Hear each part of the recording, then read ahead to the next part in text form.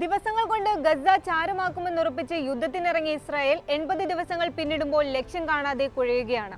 സാധാരണക്കാരായ മനുഷ്യരെയും കുഞ്ഞുങ്ങളെയും കൊന്നൊടുക്കുകയല്ലാതെ മറ്റൊന്നും നേടാൻ ഇസ്രായേലിന് കഴിഞ്ഞിട്ടില്ല. ലോകരാഷ്ട്രങ്ങളിൽ നിന്ന് കടുത്ത പ്രതിഷേധമുയരുകയും ജനപിന്തുണ നഷ്ടപ്പെടുകയും ചെയ്തതോടെ ഇസ്രായേൽ സൈന്യവും പ്രധാനമന്ത്രി ബെഞ്ചമിൻ നെതന്യാഹുവും രൂക്ഷ പ്രതിസന്ധിയാണ് നേരിടുന്നത്.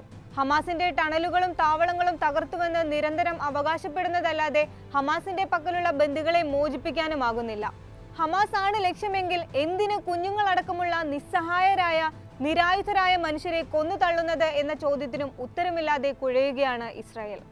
ഇപ്പോഴിതാ കുട്ടികളും നിരപരാധികളും എന്ന വ്യത്യാസമില്ലാതെ 10,000-കണക്കിന് ഫലസ്തീനികളെ കൊന്നൊടുക്കിയ ശേഷം ഖേദം തോന്നി തുടങ്ങിയിരിക്കുന്നു ഇസ്രായേലിന്. മധ്യ ഗസയിലെ അൽമഗാസി അഭയാർത്ഥി ക്യാമ്പിന് നേരെയുണ്ടായ ആക്രമണത്തിൽ സാധാരണക്കാർ കൊല്ലപ്പെട്ടതിൽ ഇസ്രായേൽ സൈന്യം ഖേദം പ്രകടിപ്പിച്ചു. ആക്രമണത്തിൽ തങ്ങളുടെ ലക്ഷ്യസ്ഥാനമല്ലാത്ത ഭാഗങ്ങളിൽ ബോംബുകൾ പതിക്കുകയും സാധാരണക്കാർ കൊല്ലപ്പെട്ടതായും അന്വേഷണത്തിൽ മനസ്സിലായതായി ഇസ്രായേൽ പ്രതിരോധ സേന അറിയിച്ചിരിക്കുന്നു. ഹമാസ് കേന്ദ്രങ്ങൾ ലക്ഷ്യം വെച്ചായിരുന്നു ആക്രമണം. എന്നാൽ ലക്ഷ്യം തെറ്റി ബോംബ് അഭയാർത്ഥി ക്യാമ്പിൽ പതിക്കുകയായിരുന്നു എന്നാണ് ന്യായം.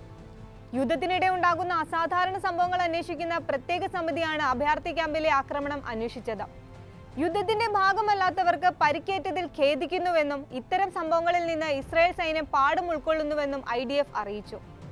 ഞായറാഴ്ച രാത്രി അഭയാർത്ഥി ക്യാമ്പിന് സമീപം ഹമാസ് പ്രവർത്തകർ നിലയുറപ്പിച്ച 2 കേന്ദ്രങ്ങളിലാണ് ഇസ്രായേലിന്റെ യുദ്ധവിമാനങ്ങൾ ആക്രമണം നടത്തിയത്. സാധാരണക്കാർക്ക് പരിക്കേൽക്കുന്നത് ഒഴിവാക്കാൻ ആക്രമണത്തിന് മുൻപ് നടപടി സ്വീകരിച്ചിരുന്നു. എന്നാൽ ഇതിന് സമീപമുണ്ടായിരുന്ന അഭയാർത്ഥി ക്യാമ്പിലെ ജനങ്ങൾക്കും പരിക്കേൽക്കുകയായിരുന്നുവെന്ന് അന്വേഷണത്തിൽ മനസ്സിലായതായി സൈന്യം അറിയിച്ചു. എന്നാൽ യുദ്ധവിമാനങ്ങൾ പ്രദേശത്താകെ ബോംബിടുകയായിരുന്നുവെന്നും ഇതാണ് നാശനഷ്ടത്തിന്റെ വ്യാപ്തി കൂട്ടിയതെന്നും സൈന്യത്തിലെ ഉദ്യോഗസ്ഥനെ ഉദ്ധരിച്ച് ഇസ്രായേലിലെ ക്യാൻ പബ്ലിക് ബ്രോഡ്കാസ്റ്റ് റിപ്പോർട്ട് ചെയ്തു.